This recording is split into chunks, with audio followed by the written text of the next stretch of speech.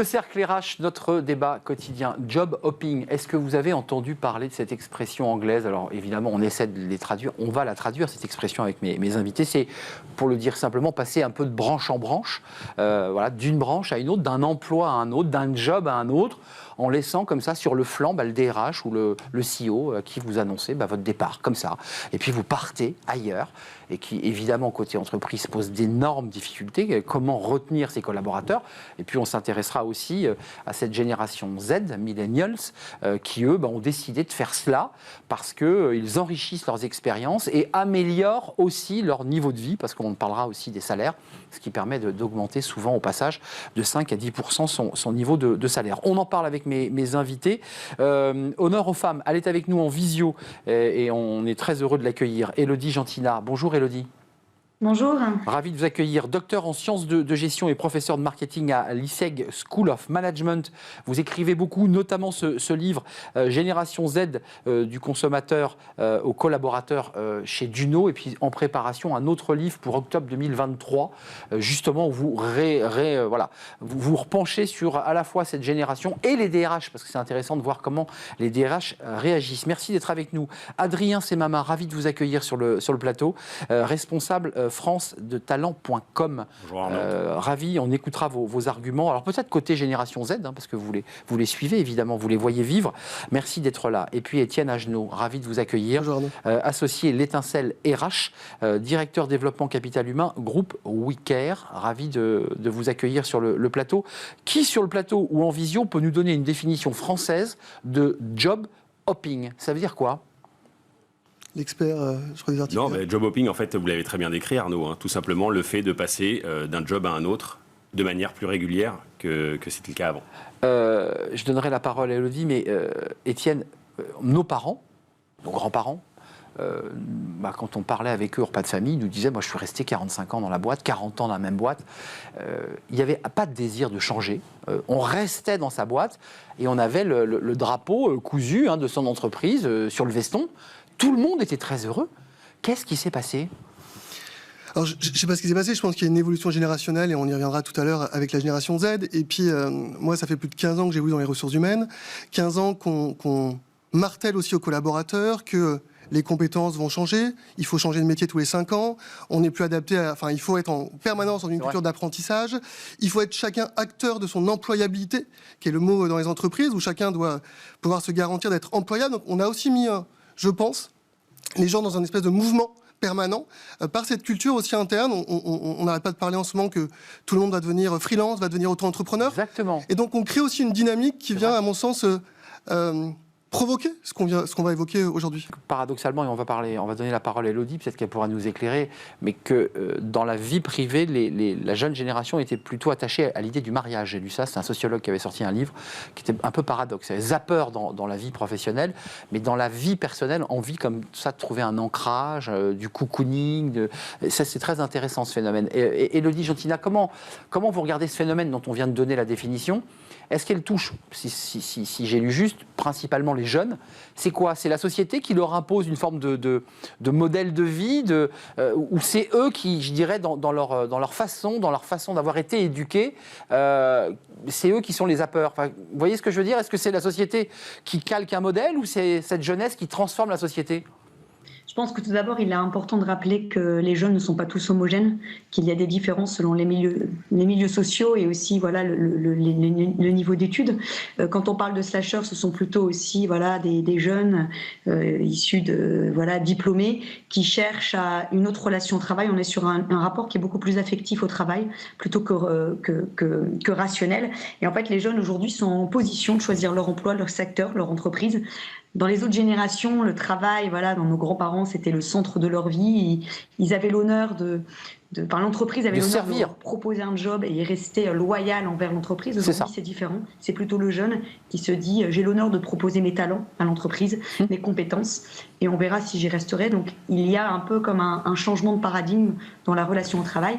Élodie, excusez-moi, juste d'un mot, moi qui ne suis plus un jeune, vous l'avez remarqué, je ne suis pas de la génération Z et millennials, mais évidemment, il n'y a pas un peu de prétention chez les jeunes comme ça de prétendre à apporter de leur savoir et de leur talent. Enfin, je sais pas, on a tous démarré nos carrières. Enfin, une forme de modestie quand on démarre un job, quand on démarre le métier de journaliste. Enfin, c'est pas un peu prétentieux de leur part ? On pourrait croire que c'est un peu prétentieux à première image, mais je pense que la relation au travail est vraiment différente. C'est-à-dire que eux, quand j'ai fait une étude et que je leur ai posé, mais dans 10 ans, comment tu te vois, c'est 2500 jeunes, 65% d'entre eux ont déclaré avoir une vie équilibrée, vie pro, vie perso. Et donc, pour eux, l'important, c'est plus de réussir uniquement par le travail et dans le travail, mais c'est de réussir pleinement leur vie. C'est pourquoi ils ont d'autres aspirations que le travail, uniquement le travail. C'est ça. Donc, c'est pas réussir dans la vie, c'est réussir sa vie, ce qui est un cran supérieur. Nos parents, c'est réussir dans la vie, c'est-à-dire avoir une voiture, une maison et de quoi nourrir les enfants, globalement. Et là, comme le disait en fait Élodie, comme il y a beaucoup plus d'offres aujourd'hui, le candidat a vraiment une position de roi. Même. Vraiment, vous le voyez là sur talent.com ? On le voit vraiment, on n'a jamais eu autant d'offres. Et aujourd'hui, en fait, le fait d'avoir beaucoup d'offres proposées fait que eh bien, le candidat sait qu'il est de plus en plus sollicité. Il rebondit d'expérience en expérience. Et forcément, côté salaire, il a toujours des augmentations qu'il n'aurait jamais s'il resterait dans la même société. J'allais y venir. Il y a l'argument sociétal. Hein, c'est le message qu'on nous dit. On est en train de devenir de plus en plus des auto-entrepreneurs, des indépendants. Il y a quand même l'argument du salaire. Parce que je pense que les jeunes l'ont intégré. Le salaire est un élément clé pour vivre, acheter un appartement. Ça joue, ça, bien sûr. Dans le job hopping. On sait que quand vous êtes dans une entreprise, vous allez avoir peut-être 5% d'augmentation sur l'année par rapport aux enveloppes. Quand vous changez de job, 10, 15, 20%, ça va dépendre. Donc on sait que si on veut faire les gaps de rémunération qu'on fait dans son parcours professionnel, on les fait souvent de manière plus importante quand on change d'entreprise. Et donc forcément, c'est un des leviers d'accélération, c'est de pouvoir changer de job plus régulièrement pour à chaque fois prendre 10 à 15%. Élodie, moi je parlais avec des DRH qui me disaient, sur ce phénomène de job hopping, sans qu'ils citent d'ailleurs cette expression anglaise, ils disaient parfois quand je recrute un jeune, je sais que je ne vais pas le garder. Vous l'entendez ça ? Il le sait, c'est-à-dire qu'il le recrute et il sait qu'il ne le gardera pas. Exactement, et c'est pourquoi quand je fais des conférences en entreprise, il y a plusieurs problématiques. Il y en a qui n'ont pas une image trop traditionnelle et qui n'arrivent pas à les attirer, donc il faut travailler vraiment sur l'image de la marque employeur, et d'autres qui disent, en fait, ils ne restent pas et après 6 mois, 8 mois, ils partent. Donc là, il y a un problème de loyauté. Qu'est-ce qu'on peut faire pour mieux engager les jeunes en entreprise ? Qu'est-ce qu'on peut faire pour qu'ils soient davantage fidèles ? Est-ce la fin de la fidélité ? Moi, je dis non. Il y a une autre forme de fidélité qui se met en œuvre. Ils sont moins fidèles à l'entreprise et plus fidèles à leurs collaborateurs qui deviennent aussi leurs copains. Et qu'il faut travailler sur une fidélité sociale, voire même collaborative. Là, il y a l'idée comme ça de passer de branche en branche. Ça dit quoi aussi, sans faire de psychanalyse, on ne va pas faire venir Freud sur le plateau, mais il y a quand même un rapport très différent des jeunes au travail, à la hiérarchie, à l'ordre aussi. Puisqu'on voit aussi dans les études que c'est compliqué pour les managers, hein, d'avoir la main sur ces jeunes. Ils veulent être plus copains avec le manager qu'en situation hiérarchique. Enfin, vous le vivez peut-être dans vos boîtes, d'ailleurs. Alors, plus copain, je pense qu'il y a un rapport plus individuel aussi au sujet, mais comme le rapport dans la société a évolué sur cet aspect. Et puis il y a qu'est-ce que concrètement, à quoi je vais contribuer, qu'est-ce que je vais faire. Et dans ce qu'on évoque là, c'est le sens là. C'est le sens, c'est l'autonomie qu'on me donne. Beaucoup de jeunes démarrent dans les organisations avec le sentiment parfois d'être cantonnés dans leur mission, dans leur champ d'action, de ne pas pouvoir exprimer, de ne pas pouvoir donner leur avis. On a tous démarré en disant, non, en réunion, il y a le profil plus senior qui va s'exprimer, toi tu restes en retrait. Non, en fait, ils veulent participer à cette aventure. Et donc, c'est quel sens on donne et quelle est la finalité de l'action dans laquelle on veut les engager. Au sein des recrutements, moi, que je peux voir dans mon entreprise chez talent.com, j'ai vraiment cette sensation que aujourd'hui, le candidat est à la recherche d'un bien-être au travail. Et vous les avez, vous, ces jeunes, dans votre entreprise ? Vous les managez, ces jeunes ? J'essaye de les manager. Après, c'est vrai qu'aujourd'hui, j'ai vraiment une de mes missions principales, c'est vraiment de les coconner et qu'ils se sentent bien chez nous pour pas qu'ils partent. Ouais. Ça, c'est quand même un autre phénomène. Hein. Je me rappelle quand même de nos parents, grands-parents, qui disaient, je suis arrivé, c'était le début, on fait ce qu'il y a à faire, on exécute ce qu'on nous demande, puis si on a un peu de chance, on monte en grade. Enfin, Élodie, c'est quand même une révolution, ça. Je vous voyais sourire tout à l'heure. Ces jeunes, je veux dire, ils sont quoi ? Ils sont à la fois immatures, ils ont très envie d'avancer, ils sont ambitieux. Comment on les classe ? Parce que c'est au croisement de plein de choses. En fait, je souriais quand vous disiez un psychologue ou Freud sur le plateau, mais en fait, c'est clair qu'il faut d'abord regarder ce qui se passe dans les familles. Ah oui. Avant, voilà, le père avait une obéissance. Enfin, évidemment. Les enfants étaient complètement obéissants vers la hiérarchie, le père, patriarche, etc. Aujourd'hui, c'est plus le cas avec nos enfants. On utilise beaucoup dans notre société occidentale.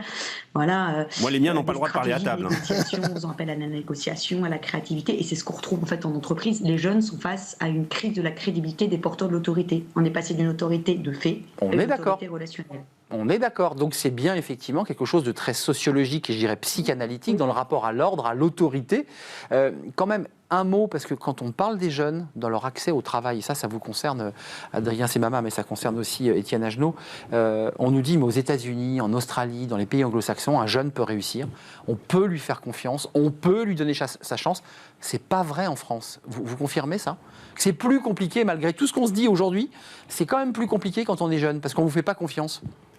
Aujourd'hui, comme on le disait, en fait, le fait de donner, déjà d'accepter le télétravail, même si on n'a plus le choix en tant qu'entreprise, on donne en quelque sorte une certaine responsabilité. Oui. Et la possibilité, en fait, de se déployer. Nous, on lui fait confiance. On lui fait confiance. Ouais. De toute façon, on n'a pas le choix. On n'a pas le choix de lui faire confiance. Mais c'est vrai, aujourd'hui, en tout cas, dans mon entreprise ou ce que je peux voir ailleurs, pour moi, il n'y a pas de raison. Les jeunes peuvent aussi bien réussir en France que dans les autres pays. Il faut leur faire confiance. Vous savez, je partage. Enfin, je pense que les jeunes ont la capacité à se développer, à réussir dans les organisations. Après, il y a quand même des freins en France. Oui, mais c'est comment on fait de nos entreprises aussi des lieux où ils vont s'épanouir. C'est-à-dire que vous parliez des anciennes générations, voir mes parents qui rentrent fatigués du travail, qui développent des problèmes de santé liés au travail, en fait, ils n'en veulent plus. Et donc, l'image paternelle ou maternelle, ils n'en veulent pas. Alors ça dépend à certains endroits parce qu'on parle de la relation très émotionnelle, très affective. Donc ils ont besoin de créer ce lien. Enfin, ce lien émotionnel finalement doit se retrouver dans les organisations, mais il doit aussi être le juste équilibre entre en quoi je vais moi m'épanouir à titre personnel, dans le collectif, et puis cet équilibrage avec la rémunération qu'on évoquait, avec l'équilibre pro-perso.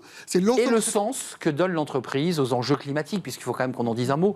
J'ai lu que les jeunes étaient, Élodie, vous allez peut-être le confirmer, mais focus sur ces questions d'enjeux climatiques. C'est-à-dire, au-delà d'une forme d'immaturité, il y a quand même chez eux une maturité sur ces sujets-là. C'est-à-dire qu'ils challengent l'entreprise. Ils challengent l'entreprise et la crise de la Covid-19 a suscité aussi une accélération dans ces questionnements liés à l'écologie, à la planète, à l'aspect social, etc. Et il y a des entreprises aujourd'hui qui créent des COMEX Shadow COMEX exprès avec les jeunes pour parler de ces questions liées à la RSE. C'est le cas par exemple de Nestlé. Et donc il faut davantage donner la voix à ces jeunes, et quand on dit ils doivent être acteurs, oui, il faut leur faire confiance et qu'ils soient véritablement acteurs dans l'entreprise. Et sur ces questions-là, ils savent y répondre, et d'ailleurs ils recherchent aujourd'hui des entreprises qui partagent ces valeurs et véritablement des entreprises qui sont engagées. À vous trois, on parle de quels jeunes? Parce que évidemment, quand vous l'avez dit dès le départ, c'est très hétérogène. Il y a des jeunes qui font une alternance en boucherie, il y a des jeunes qui sont en community manager, il y a des jeunes qui sont dans la tech, qui sont ingénieurs. Ça touche quelle catégorie de jeunes? C'est ceux qui pratiquent le job hopping? C'est le tertiaire? C'est les startups? C'est quoi? C'est quel profil? Nous, on le voit beaucoup sur la partie, sur les métiers commerciaux.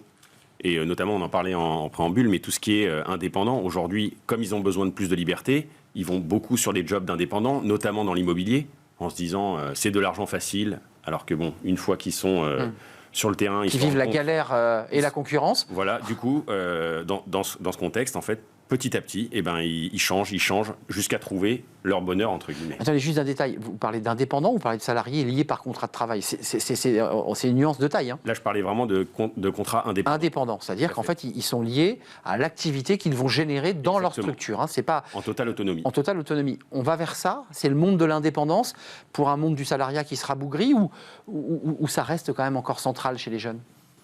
Je pense que... Il y a une évolution en effet vers l'indépendance, mais qui derrière amène les questionnements de ce qu'on évoquait, qui est le fait de pouvoir choisir avec qui on travaille. La question dans une entreprise du lien avec ses valeurs, avec les engagements sociaux est important. Je prends un exemple, l'Étincelle RH, on a un cabinet de services RH et on fait du recrutement. On a le débat avec nos équipes les plus jeunes parfois sur quel type de mission on est en mesure d'accepter ou de refuser. Un client qui est dans des activités économiques pas très positives pour l'environnement, quel rôle on doit jouer sur le sujet? Et donc, c'est des vrais débats de posture. Et ce qui amène, je pense, les jeunes générations parfois à se mettre dans cette position d'indépendant, c'est aussi la capacité à pouvoir choisir avec qui je veux travailler, en lien avec cette adéquation des valeurs. La liberté, mot qui n'a pas été utilisé. Dans le job hopping, il y a la notion d'être libre. Liberté de choix, tout à fait. Liberté de choix. Vous êtes d'accord, Élodie? Est-ce que vous qui observez et qui allez ressortir ce livre, je l'évoquais là en octobre 2023, on aura l'occasion d'en reparler, vous avez le sentiment qu'on est en train, chez cette génération Z ou millennials, de s'éloigner du rapport au travail salarié et qu'on va vers une autre forme de travail? Oui, complètement. En plus, ils ont une relation à l'avenir qui est complètement différente, en fait. La relation de temps, le rapport au temps est très court. Donc, quand on parle de notion de carrière, pour eux, ça leur parle moins. Parfois, le CDI, c'est pas quelque chose qui va forcément les affectionner. Ils vont préférer des missions à court terme, des CDD dans lesquels ils vont pouvoir avoir une certaine liberté. Donc, ce phénomène de slashing, c'est pas un épiphénomène, c'est vraiment un phénomène profond que l'on retrouve auprès de cette génération-là. Ça touche les seniors ou pas, ça d'ailleurs, Élodie? Je pose la question à mes invités. C'est pas que cette génération Z, pour moi c'est les moins de 30 ans, mais aussi on voit les plus de 50 ans qui recherchent aussi une véritable source d'aspiration. Et les entreprises aujourd'hui, même certaines entreprises ont arrêté les contrats d'exclusivité en accordant à leurs salariés de pouvoir travailler un jour ou 2 jours à l'extérieur. Je pense qu'on manque cruellement de talent globalement en France. Ça c'est intéressant ce que dit Élodie. Tout à fait. On est obligé comme ça de se dire, on coupe la poire en deux, tu pourras aller un peu ailleurs, comme ça je suis sûr de te garder. C'est ça la réalité. Tout à fait. Là, on voit vraiment qu'aujourd'hui, le candidat a tellement d'opportunités qu'aujourd'hui, les recruteurs, s'il manque 1 ou 2 compétences, avant, il ne regardait même plus le CV. Maintenant, il s'attache et il va essayer de voir quelles sont les compétences qu'il pourrait éventuellement... et lui-même lui apporter, dans l'entreprise. Tout à fait. Mais ce rapport au travail, parce que c'est de ça dont il est question dans le job hopping chez ces jeunes, ils veulent travailler, il y a un désir d'apporter, mais pas comme nos parents. Pas dans une relation de salariat. Ce qui est, je me permets de le dire, assez risqué quand on veut acheter un appartement et qu'on va avoir un banquier. Tout ça n'est pas simple pour leur vie quand même. Oui, mais le rapport à la propriété, je pense, a évolué aussi cette génération. Dans l'économie circulaire, on est dans un rapport différent. Et puis ce qui a amené aussi les entreprises à développer... il y a aujourd'hui un phénomène autour de ce qu'on appelle les salariés boomerang, qui sont les salariés qui partent et qui reviennent dans les organisations. C'est vrai. Et donc ça amène aussi les entreprises à évoluer sur cette posture. Pendant longtemps, on était dans une posture où tu me quittes, tu t'en vas et tu ne reviens plus. Or, les entreprises se rendent compte qu'un collaborateur qui va faire 18 mois, 2 ans sur un projet, qui va repartir, peut revenir dans l'entreprise avec d'autres compétences, ayant déjà une connaissance de l'organisation, et donc il y a un intérêt à travailler cette filiation, y compris avec les collaborateurs qui ne sont plus dans l'organisation. Donc je ne sais pas quel regard vous avez, parce que vous êtes une chercheuse, Élodie, on va vers quoi le monde de cette génération Z, qu'est-ce qu'elle est en train de bousculer fondamentalement ?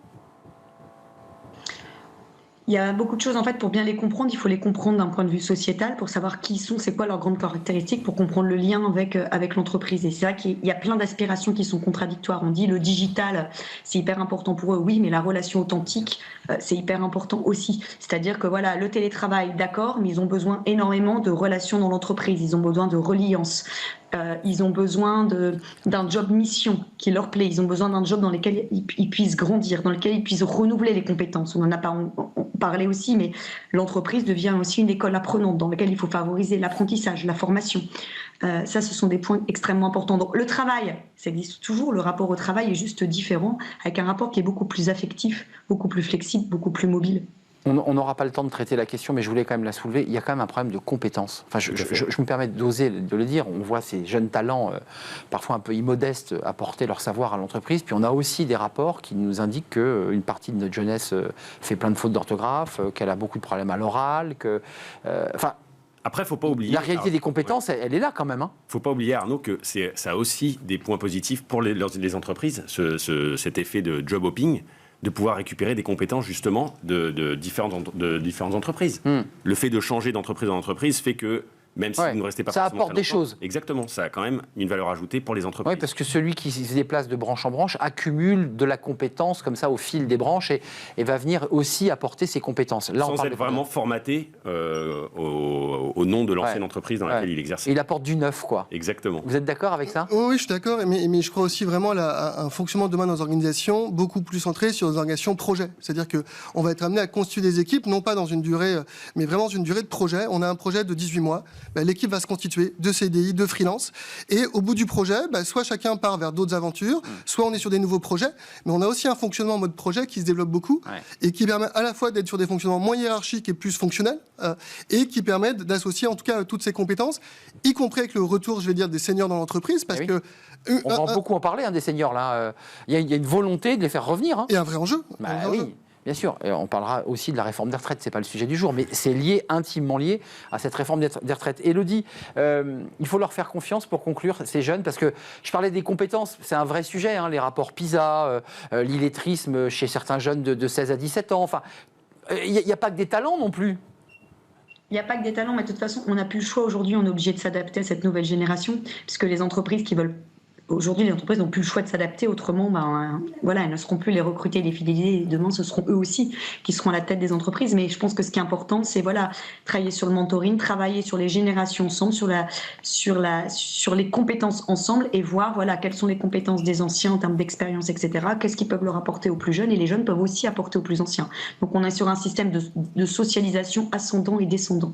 Merci Élodie de nous avoir éclairé en visio, docteur en sciences de gestion et professeur de marketing à l'ISEG Business School, School of Management, c'est à Lille. Vous nous parliez de Lille. Merci Adrien Semama d'être venu nous éclairer, responsable France de talent.com, tant sur le marché que sur votre réalité de chef d'entreprise aussi. Tout à fait. Parce que vous les avez, ces jeunes. Et puis Étienne Agenot, merci d'être venu nous rendre visite, associé à l'Étincelle RH, directeur développement capital humain, groupe Wicare. Merci à vous trois. On termine par une petite note, j'allais dire sucrée, parce qu'on va parler RH, hein, on parle toujours RH, mais ce sont les RH qui se sont mis sur les planches à Avignon. Il ne fallait pas manquer ce rendez-vous pendant le grand festival d'Avignon, une pièce de théâtre consacrée au RH. Et puis on a son metteur en scène sur le plateau, c'est quand même pas rien. On l'accueille.